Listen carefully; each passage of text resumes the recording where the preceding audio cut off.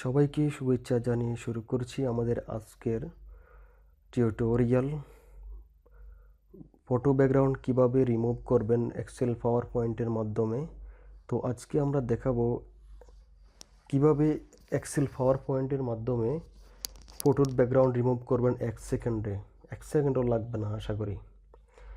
তো বন্ধুরা, যারা আমার চ্যানেলটি সাবস্ক্রাইব করেন নাই অবশ্যই আমার চ্যানেলটি সাবস্ক্রাইব করবেন এবং পাশে থাকা বেল আইকনটি অন করে দেবেন যাতে করে আমার নতুন ভিডিও আপনাদের কাছে চলে আসে।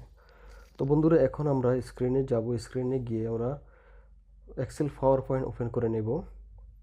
আপনারা 1 মিনিটও স্কিপ না করে পুরো ভিডিওটা দেখবেন কিভাবে করি। তো এখানে আমরা প্রথমে স্ক্রিনে যে ক্লিক এডিট ফার্স্ট, এখানে আমরা ক্লিক করে এডিট করে নেব।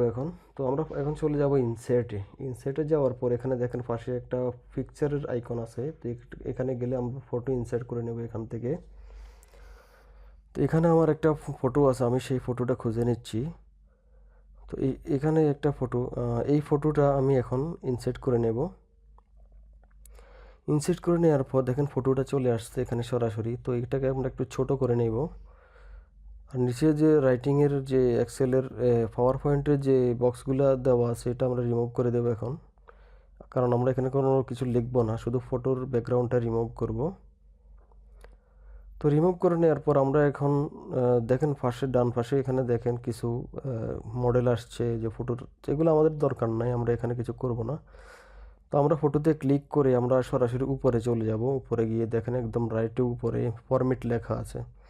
ফরম্যাটে ক্লিক করার পর এখানে দেখেন বাম পাশে উপরে দেখেন এখানে রিমুভ ব্যাকগ্রাউন্ড লেখা আছে। তো এই রিমুভ ব্যাকগ্রাউন্ড আইকনে যখন আমরা ক্লিক করব দেখেন যতটুকু আমরা রিমুভ করব ফটো আমার বডি ছাড়া আর সব কিছু কিন্তু এটা ধরে ফেলছে পুরোটা।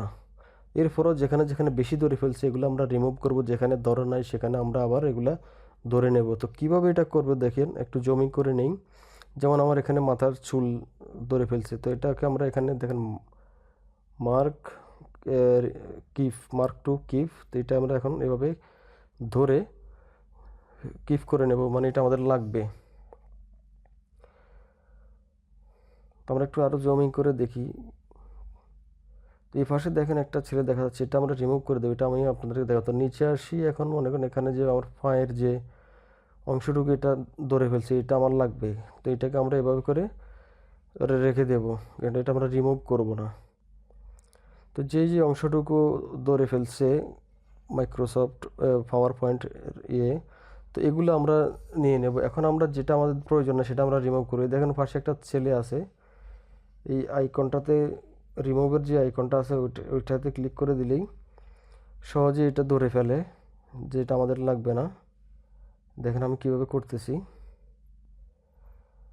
তো আপনারা মাথার উপর দিয়ে একটু দেখেন, এখানে এই জিনিসটাও আমি একটু ধরে ফেলছি, কমিয়ে ফেলছি, এটা আমার রিমুভ করা দরকার। তো আপনারা আরও ভালো করে এটাকে জমিং করে ভালো করে কাজ করার জন্য, ভালো করে, আমি শুধু দেখানোর জন্য কাজ সামান্য একটু কাজ করেছি। তো আপনারা এটাকে ভালো করে জমিং করে করুন। তো এখন আমরা এটাকে কিপ ব্যাকগ্রাউন্ড চলে গেলাম, দেখেন ব্যাকগ্রাউন্ডটা রিমুভ হয়ে গেছে 1 সেকেন্ডেই সরাসরি। তো এটাকে আমরা ছোটো বড়ো করতে পারবো, এখন চাইলে আরও বড় করে নিতে পারবো। তো আমরা এখন এটাকে কালারও করতে পারবো। দেখেন এখানে আমরা বর্ডার করে নেব। এখন কালার যে কোনো একটা কালার দিতে পারবেন। বর্ডারটা একটু মোটা করে দেব। পাশে যে আইকনটা দেখছেন এখানে, এই বর্ডারটা এভাবে করে দিতে হবে। আপনি চাইলে যে কোনো কালারের বর্ডারটা করে নিতে পারবেন। এখানে আমরা লেআউট এখন সেটিং করব না।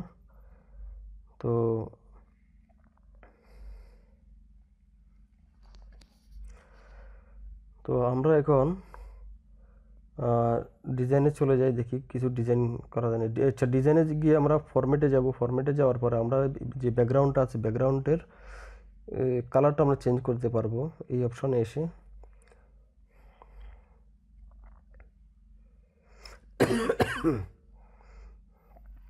তো দেখেন কালার চেঞ্জ হচ্ছে। এখানে কালার এসে আপনি যে কালার সিলেক্ট করে দেবেন ঠিক ওই কালারটা আপনার সিলেক্ট হয়ে যাবে।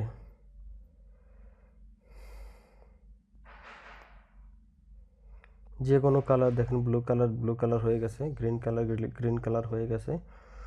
ফরম্যাট ব্যাকগ্রাউন্ডে আসি। ডিজাইনে আসার পর ফরম্যাট ব্যাকগ্রাউন্ডে আসলে এই অপশনটা আপনারা পাবেন।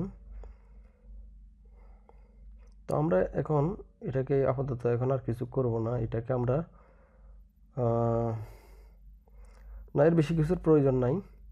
আপনারা যদি আরও ভালো কিছু করতে চান তো এইভাবে গেটে গুটে দেখতে পারেন, সমস্যা নাই। এখানে স্লাইডিং করলে করতে পারেন। তো আমরা এখন এটাকে সেভ করে নেব। সেভ অ্যাসে গিয়ে ফাইল অপশনে সেভ অ্যাসে গিয়ে আমরা দেখেন উপরে যে অপশনটা আছে এটা এখন পাওয়ার পয়েন্ট আছে, তো এটাকে আমরা পিএনজি পোর্টেবল যে অপশনটা আছে ওইখানেই সেভ করব। দেখেন নিচে PNG portable network graphics design.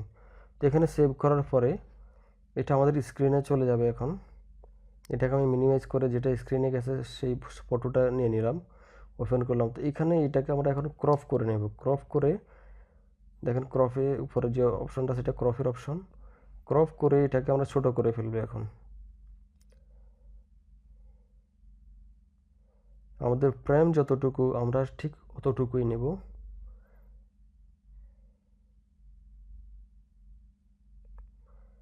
বাস হয়ে গেছে আমাদের ফটো। তো এখন আমরা নিচে এসে এখানে সেভ করে ফেলবো,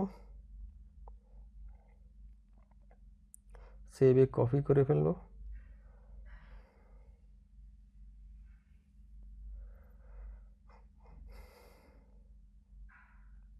তো আমাদের অরিজিনাল ফটোটা এখন দেখেন সেভ হয়ে গেছে। এটা আমাদের আগেরটা, এটা হচ্ছে আমাদের অরিজিনালটা। দেখেন দুটো ফটো আমি এখানে শো করতেছি।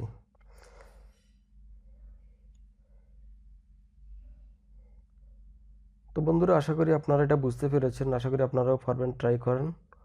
তো আজকের মতো এই পর্যন্তই। আল্লাহ হাফেজ, সালামু আলাইকুম বলা